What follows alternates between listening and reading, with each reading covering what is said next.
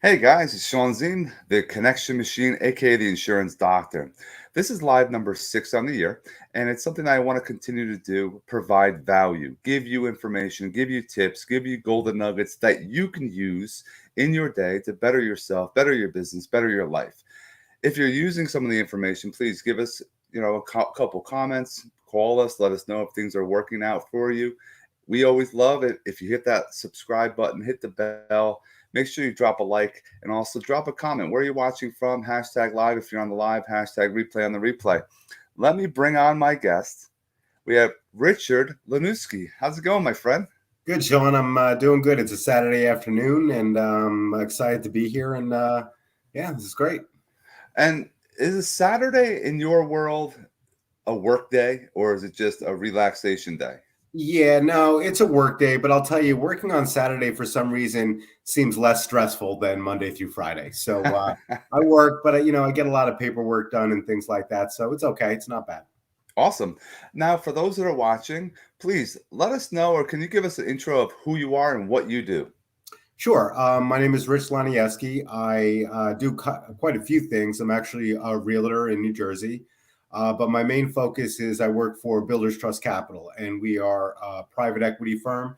So what we do is we do lending for investment properties, whether you want to do a fix and flip, whether you want to do buy some rentals and hold on to them, to create passive income. That's what we do. And we kind of differ from the banks in that we don't require income verification, tax returns, anything like that. We're an asset-based lender. So we lend on the asset. And so that keeps me extremely busy. And I'm also an investor as well. I have flipped several properties. I have a couple of rentals myself, and keeps me very busy. And it's not in your world with the lending, the income documentation, the tediousness on the primary residential type of stuff is ridiculous. Yours is based on what it's going to happen when you update, renovate that property. That's where you're kind of looking into the future, not like exactly what it is now, right? Right, exactly. And only the only thing on the borrower we really look at is we like to see what your credit is to make sure you can pay us back, and what experience you have. Now you can get a loan with us without experience, but the more experience you have, of course, the better rate you're going to have. But yeah, so we lend on the asset itself, so there's a lot less paperwork. It goes much quicker, and we can get it done as well. The only really caveat to the whole thing, it cannot be an owner occupied property. Got to be those landlord, be it have those tenants. That's for sure. For those that are watching, you got to know what you're doing as far as getting Yeah. involved in that investor game. It's not just let's put on that I'm gonna live there or not gonna live there. There's all different plays that people have out there, and they got to make sure they do it right because you're gonna get yourself screwed. So, how are you doing with your business as far as business development? Do you do a lot of networking? Do you have a lot of Yeah. leads that you call? How does that all work? So networking is my key. Even when I started out as an investor, a lot of people will spend, looking for properties, they spend thousands of dollars on flyers and making calls. You know what I did? I went to events. I went to every event I could find. I networked with people. I found other wholesalers and other investors and all kinds of things. And that's how I was able to get my first deal. And I spent, I don't know, $0 on marketing because I just networked, and networking is free. It's basically sweat equity. You're going to put time in yourself. And a lot of people go out to networking events and they're drinking or eating. They don't have a focus. Is there, from the time you've been doing the networking, is there any tips that you would give people out there to have them become a better networker at these events? The main thing is, if you want to network and you want, you're obviously looking for something from someone, but the real key is you have to provide value to them as well. So you can't just say, hey, I'm looking for this and that. Can you help me out?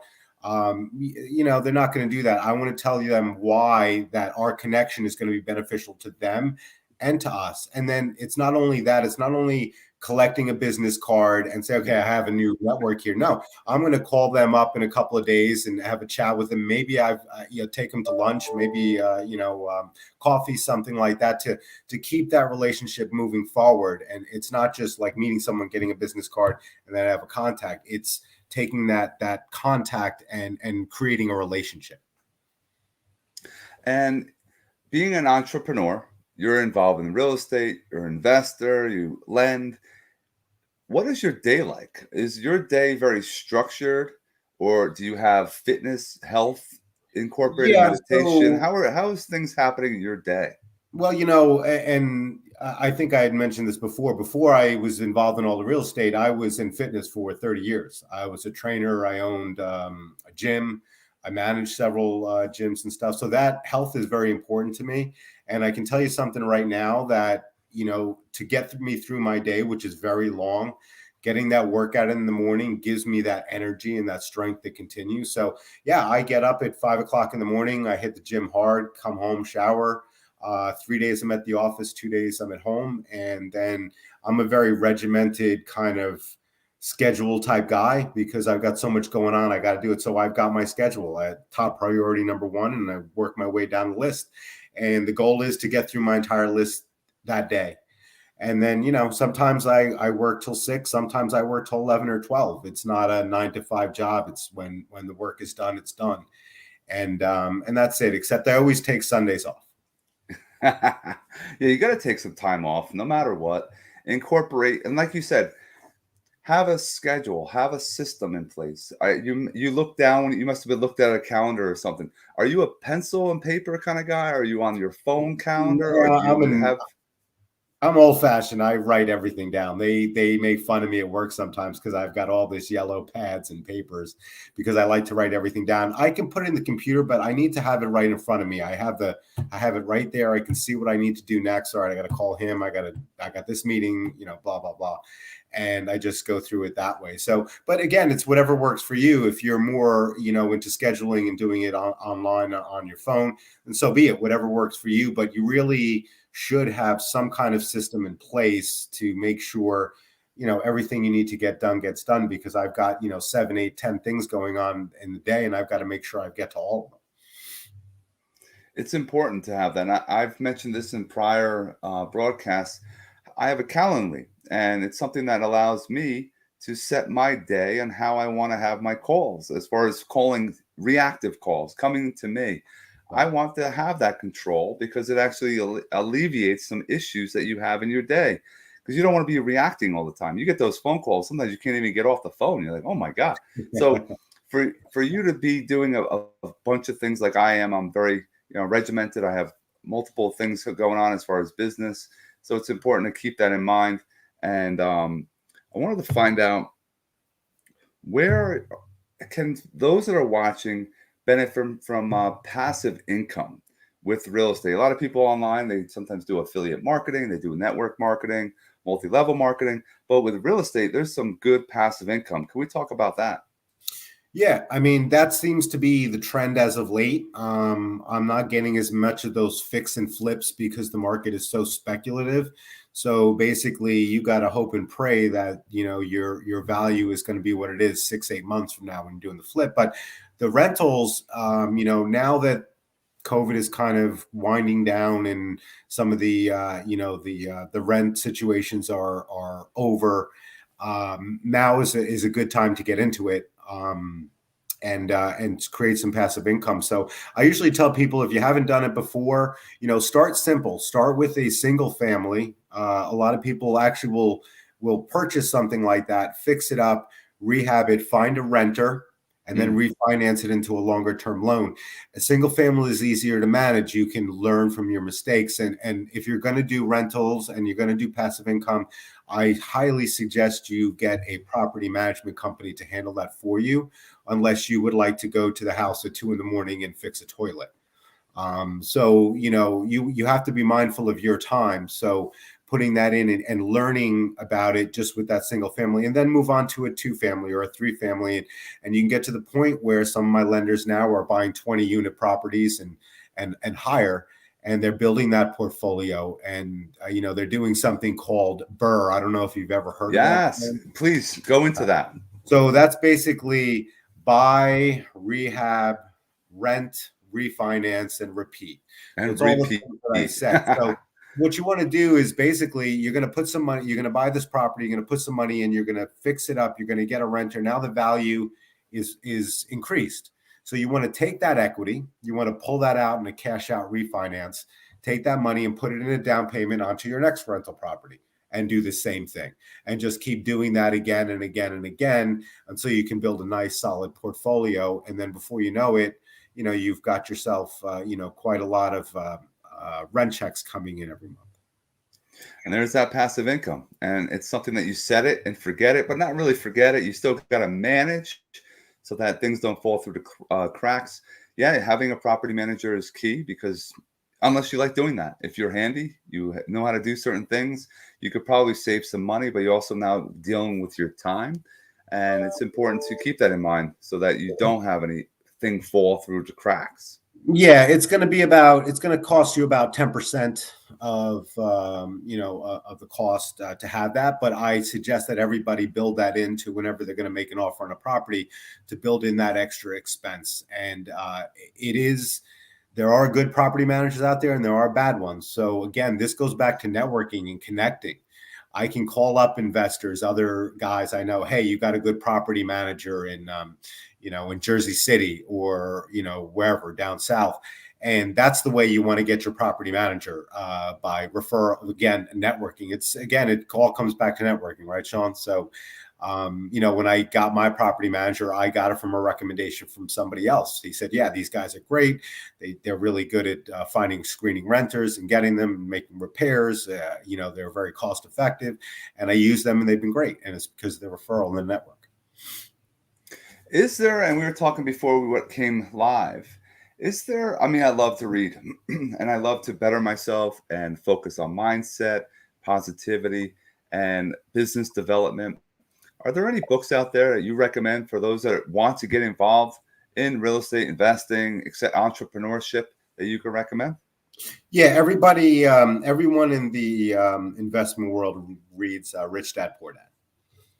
That's the one you wanna read. It's a great read. It's just, again, it's motivational. It's about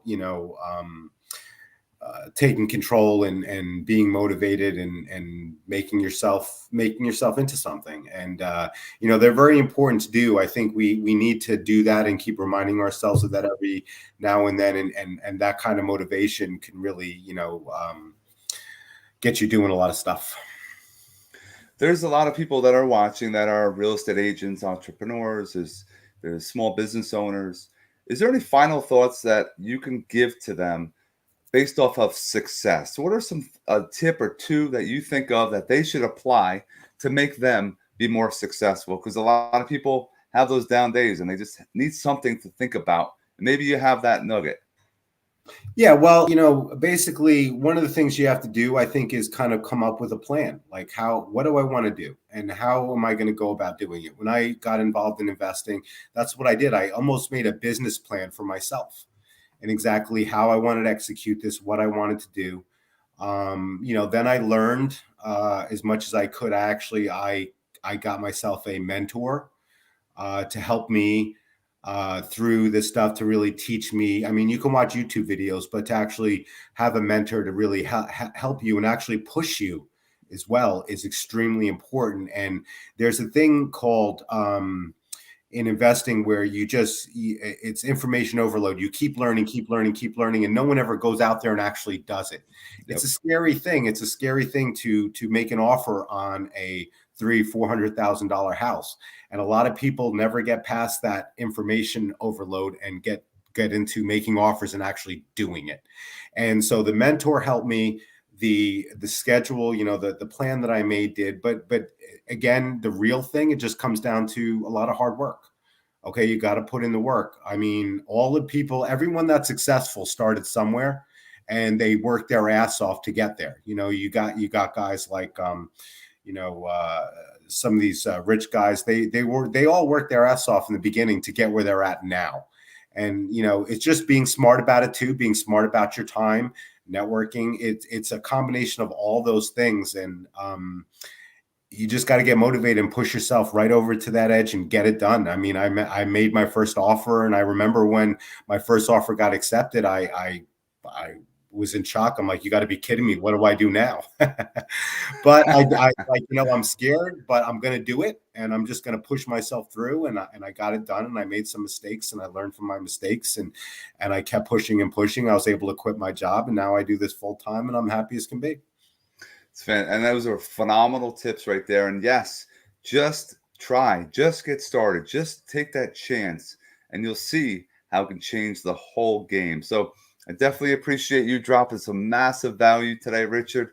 I have your cell phone. I want to make sure those that are watching reach out 908-635-2069. Don't forget to reach out and friend request them on all socials. Please share this video. We want to help more people that are in your networks. And till the next one, we hope you all have an awesome day. Shawn, thanks for the opportunity. I really appreciate it. It's a great time. Awesome.